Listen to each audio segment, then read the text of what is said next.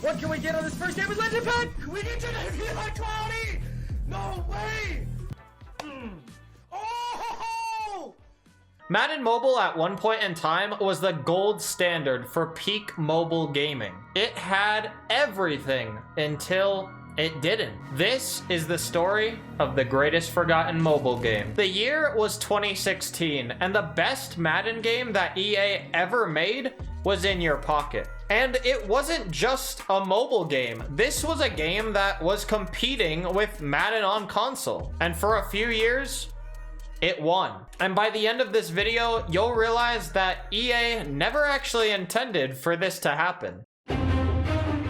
Madden Mobile, when it was first released in 2014, came out the gates like a red-hot speeding bullet. Or some might even say Henry Ruggs on a Las Vegas highway. But this game absolutely blew up, and it established its dominance in the mobile gaming space extremely fast. I want to clarify really quickly that when I'm talking about this game, I'm specifically talking about Madden Mobile 15, 16, 17, and 18. These 4 games worked very well and are very much the same game, just in different time periods. So for the sake of this video, when I say the game, I'm talking about that era of the game, which is basically the same game. Pretty close. People played the game just for a little while and they were absolutely hooked, no matter which version of the game it was during that time. And it never felt repetitive because of the incredible game design. And this got people talking about it through school, through their work, like everybody was playing Madden Mobile.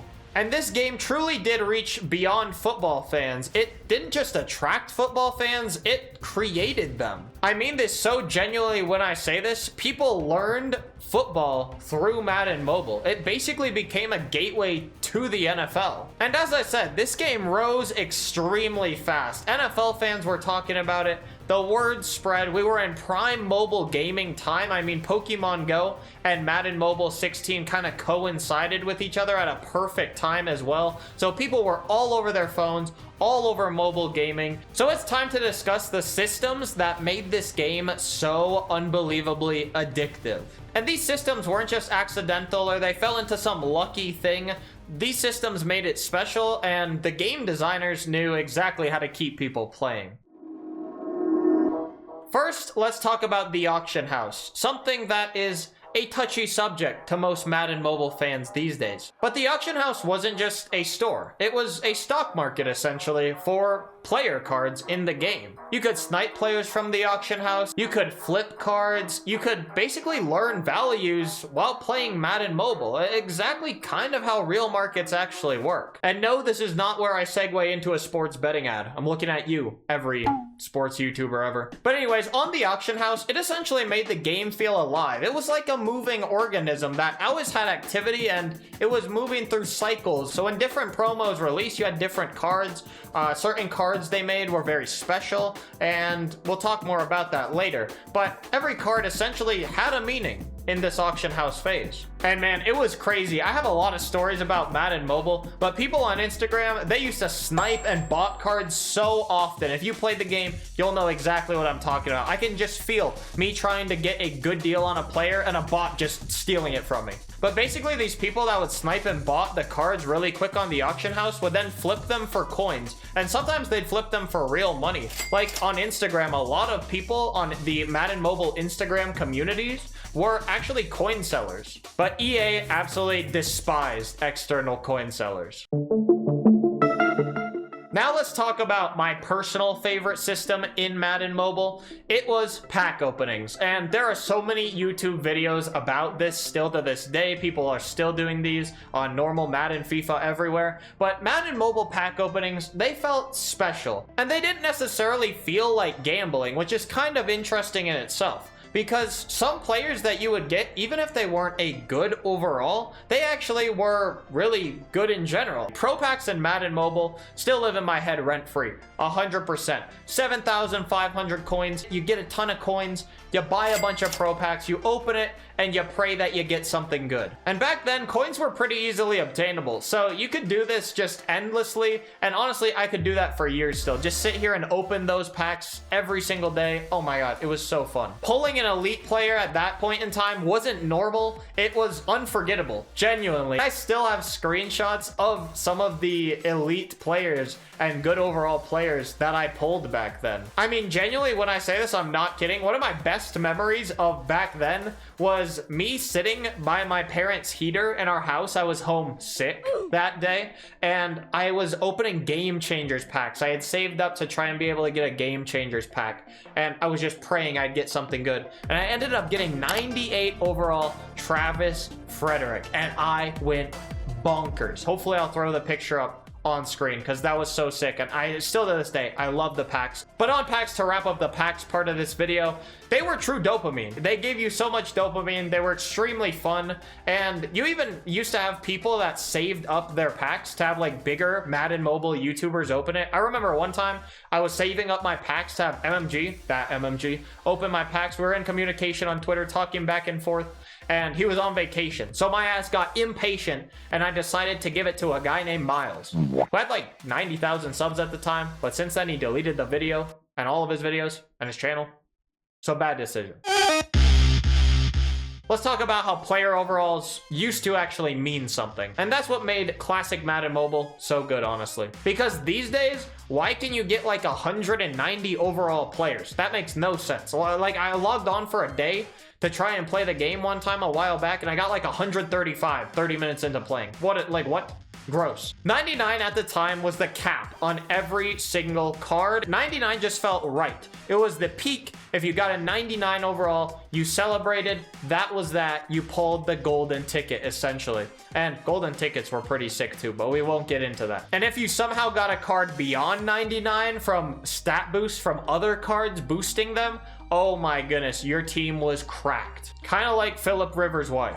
But the overalls were super interesting as well because of the fact that basically there were different ways to play with your teams and cards, and not everyone's teams were the same. While getting a 99 overall player was insane, there were some players that genuinely were really good without being 99 because every stat mattered and not just the overall of the player. I mean, you could get a 90 overall and it might be like a top 10 card in the game depending on what certain stats it had. And it was interesting because with all of this said, progression felt real and it felt really earned and meaningful inside of Madden Mobile. I mean, in Madden Mobile 16, you had the grind to 99 Gronk and the grind to 99 Odell Beckham Jr.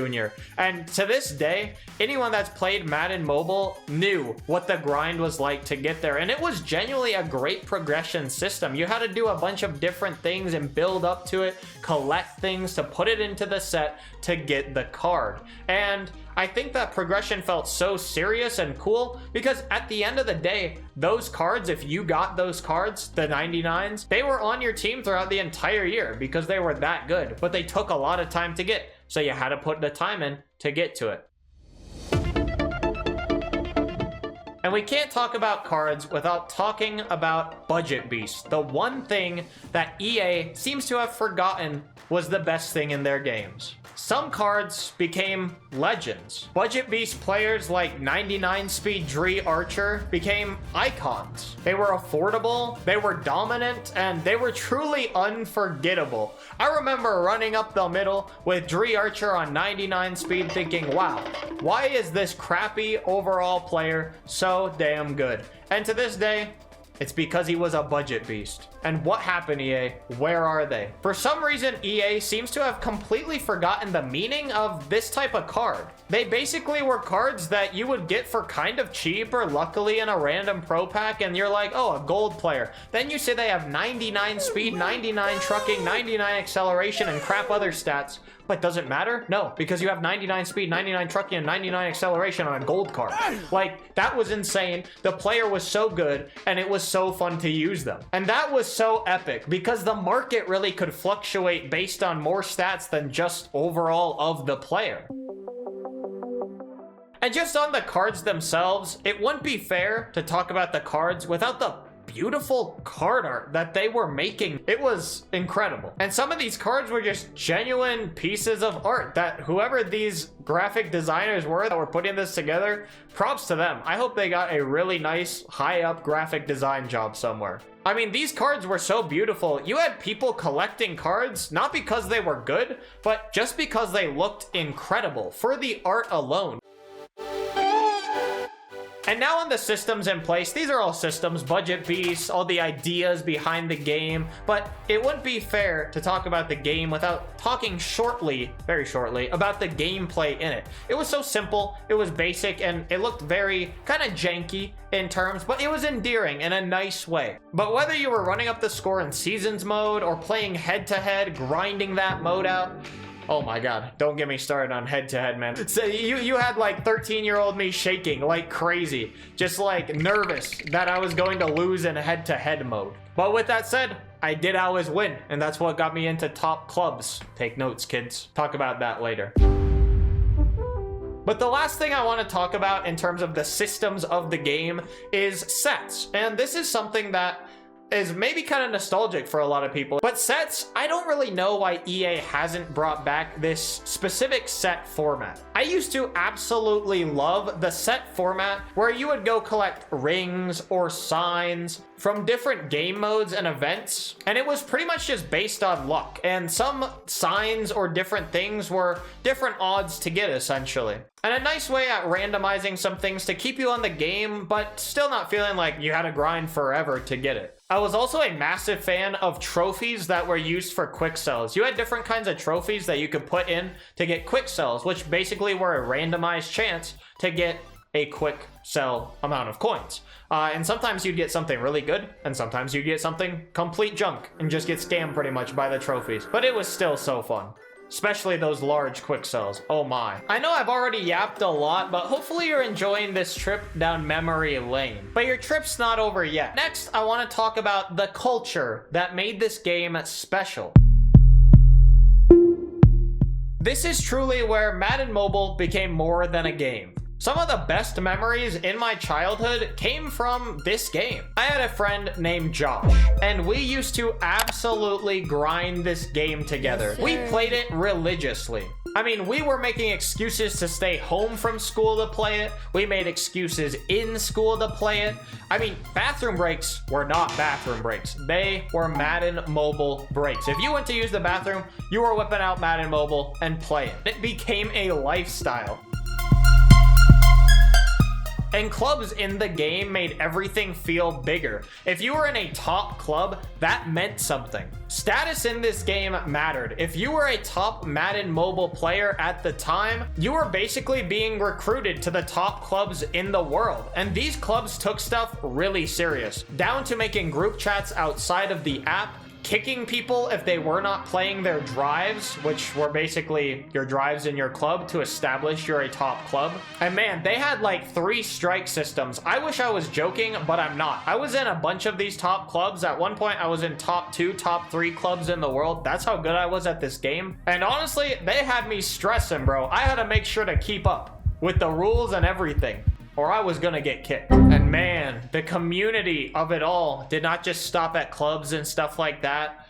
We had the YouTube explosion on Madden Mobile. This game built creators. There was a huge ecosystem of creators that was just booming. Creators like MMG, Bordeaux, Hawk's Nest, Ducky the Gamer, all of these people stemmed and started with Madden Mobile content and built massive audiences off of this game. I mean, this was a mobile game that was pulling hundreds of thousands and sometimes millions of views per video. Things like MMG's Torrey Holt poll became absolutely legendary. Let's see if we can get something, you know, like a mystery box or, you know, some...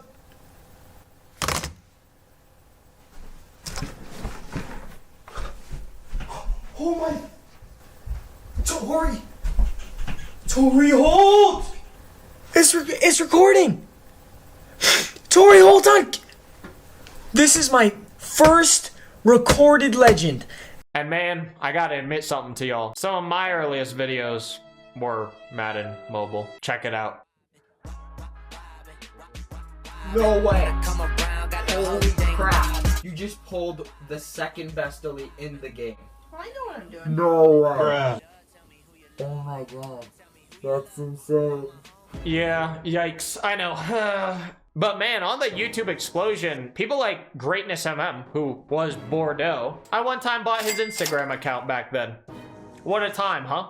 Random fun fact. But anyways, forget about me back then. Yikes. This game didn't just create players, it created creators, it created careers, and it created memories. And that's so important because that's how good the game was. This isn't just nostalgia, the design was actually brilliant. And there were systems in place that worked. And I'll tell you the reason why they worked. You had events, which always gave you something to do, and they were always different enough that it never felt repetitive, and you were always working towards other things that the events connected to, like sets. And on that topic, the progression itself in the game felt extremely rewarding. I mean, once you got the higher tier cards and you got more and more coins, you really did just feel more accomplished. Then you had the cards. You had so many people wanting to collect cards, wanting to collect theme teams of different players, different teams like the Lions theme team, stuff like that. And all of that worked together in perfect harmony to create something bigger than a game at the time. But if all of this worked so well, what happened? Well, after Madden Mobile 18, things changed. The game didn't just die suddenly and die off the face of the earth. It slowly became unrecognizable and began to decline. The Madden Mobile games after 18 had a lot more pay to win. They had a lot less community focus, and they had pretty crappy progression. They had worse card art, and of course, the golden jewel of the older 15, 16, 17, 18 games, the newer games got rid of the auction house. And all of that combined really killed off most of the good aspects of the game. EA didn't ruin the game overnight. They slowly replaced a very living and active world with essentially a storefront. And that's basically all new Madden Mobile is. It's simply a game where whales spend money to keep the game afloat. The passion was gone from the game, and so was its identity. Man, this is almost emotional for me even. I love those earlier games, man. But yeah, with all that said, this is still, to this day, the greatest game EA has ever made. And I don't think they realize just how much money they'd make if they just brought it back. The game in its exact same state from when it left us all those years ago. Heck, there's even a change.org petition to bring this game back in forums. For a few years, EA didn't just make a mobile game. They made something that people never forgot. For a few years, a mobile game did the impossible. It beat console Madden at truly being Madden. And most people don't even realize that it existed. They simply don't make games like this anymore. Not because they can't, because they don't want to. Because it doesn't line their pockets enough. And that is sad. Hey everybody, welcome back to Madden Mobile with Josh. And today, we are gonna be playing some Madden Mobile.